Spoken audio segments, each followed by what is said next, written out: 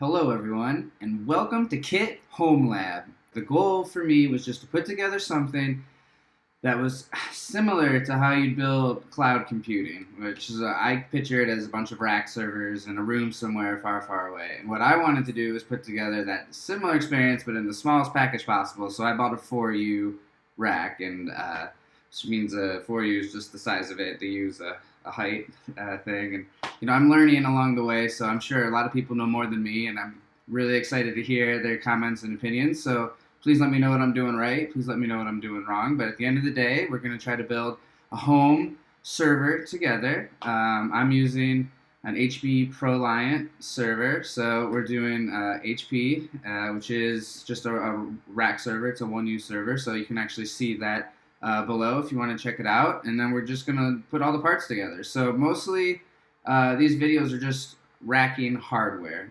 So they're not produced well. They're just step-by-step guides on how I put together a home server from the rack up. Now that means putting together the actual enclosure. That means finding the components that go inside the enclosure, finding shelving that's correct, finding the racks and the rails that are correct, finding the most powerful equipment that I could put into a 4U package.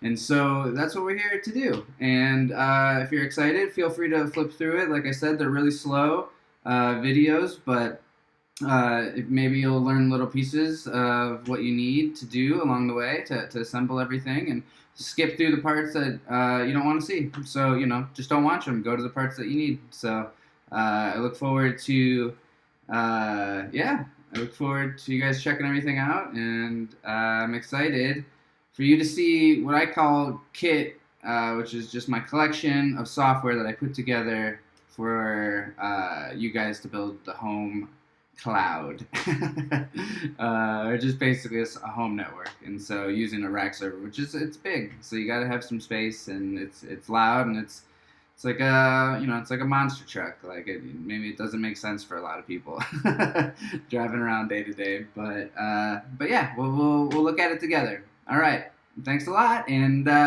please subscribe to the channel or tell me what I'm doing right or wrong. I've already made some mistakes, so I'm already hearing from some people. I really appreciate it. Thank you. Bye.